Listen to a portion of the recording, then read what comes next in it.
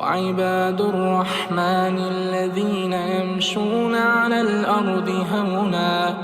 وإذا خاطبهم الجاهلون قالوا سلاما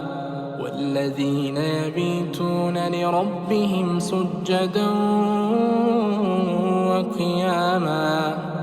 والذين يقولون ربنا اصرف عنا عذاب جهنم إن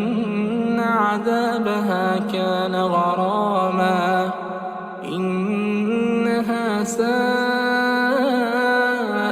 مستقرا